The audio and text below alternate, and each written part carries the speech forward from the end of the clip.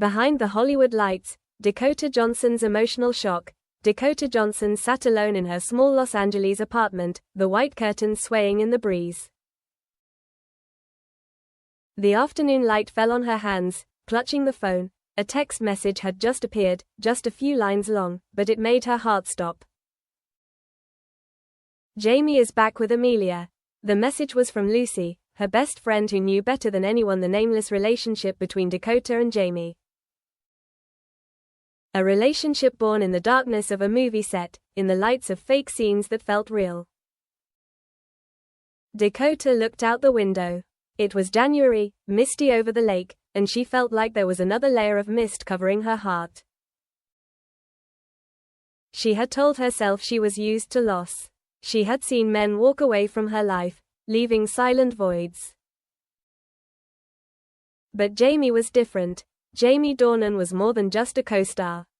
He was the one who made her forget the line between acting and real. When he touched her on the set of 50 Shades, Dakota sometimes couldn't tell if it was Christian Grey or Jamie looking at her.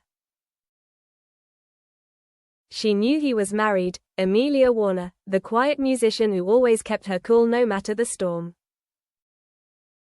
Dakota had met Amelia at a movie premiere. Amelia's smile had broken Dakota's heart, but she had to pretend to be calm. And now, hearing that Jamie was back with Amelia, really back, no longer in between, Dakota felt everything inside her collapse. She didn't cry, she couldn't, maybe because tears weren't enough to express something deeper than pain, the feeling of being left in a room full of memories. 3 days later, Dakota showed up on the set of a small independent film. She arrived early, quiet, not saying much. The director, an older man, noticed the change in her. "Are you okay, Dakota?"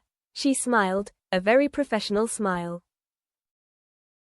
"It's fine, I just need to concentrate a little more." But when the cameras started rolling, the crying scenes, the pained eyes that the script required, Dakota didn't have to act anymore. She just had to remember Jamie's voice, his hands, the nights they sat together after filming, talking about things no one dared to say. People praised her for acting so realistically, and she just felt like she was pouring out pieces of her heart to the camera. That night, Dakota returned home, poured herself a glass of red wine. She turned on her computer, went to her social media page, where a picture of Jamie and Amelia at a concert appeared. He held his wife's hand, his eyes so gentle that Dakota couldn't bear it. She turned off her computer. The room fell silent. Then, suddenly, Dakota laughed. A thin, shaky, very sad smile.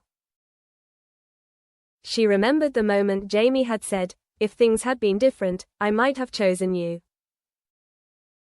She had believed it then. A part of her, though she knew it was impossible, believed that, if things had been different, that there was a world somewhere, a world where they were free, where the studio lights weren't the only limits to their love. But that world had never been real. In the days that followed, Dakota slowed down. She limited her time outside, refused interviews, and even turned off her phone. Her agent was worried, but Dakota simply said, "I just need some peace." Her apartment was in the Hollywood Hills, overlooking the Valley of Lights.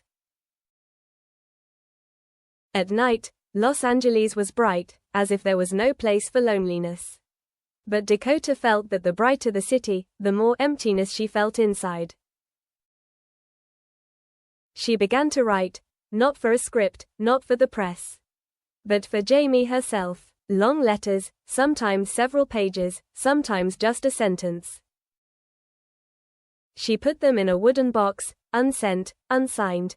"Jamie, you know, there are times when I wish we were just two normal people, meeting in a coffee shop, no cameras, no watching eyes. If things were that simple, maybe I wouldn't have to write these letters." Every night, she wrote a new letter.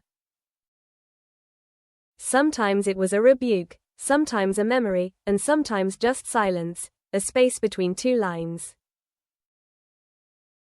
In one, she confessed, "I used to believe I was stronger. That I could separate my emotions from my work. But then you came along, not as a role, but as a crack in the wall I built around myself. You did nothing, just smiled, and everything inside me fell apart. There were nights when she sat for hours just remembering the look in his eyes. Those eyes that had looked at her when the director called, cut, but hadn't left yet. Just a second, enough for her to believe it wasn't an act anymore. February. The news of Jamie and Amelia was all over the papers. They appeared at an awards ceremony together, hand in hand, Amelia beaming. The media wrote, "The Dornans look happier than ever."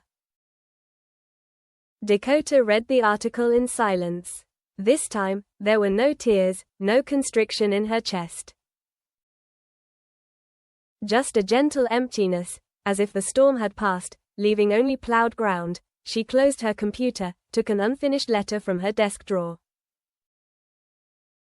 She reread the first few lines, then chuckled. Jamie, I don't blame you anymore. Maybe because I understand that everyone has a place to belong. And you, from the beginning, were never mine. That letter was the last. She folded it, put it in a box, locked it, and put it in her closet.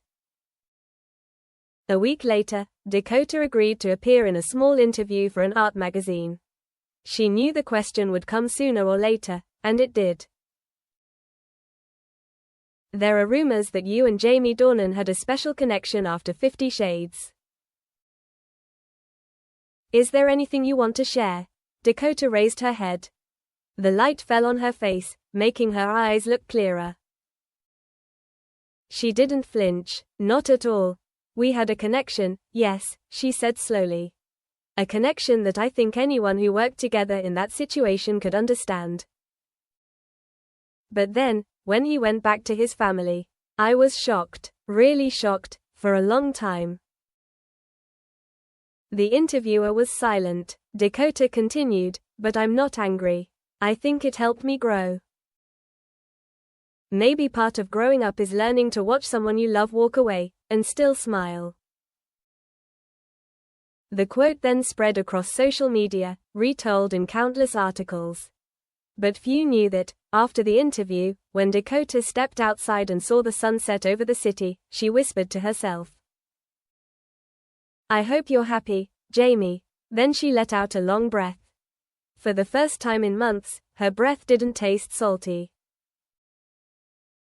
She returned to work, accepting a new film, no intimate scenes, no distracting glances. It was about a woman learning to let go of her past. It was fictional, but it was also part of her.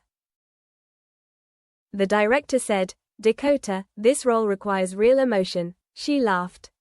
I think I have enough. Quote,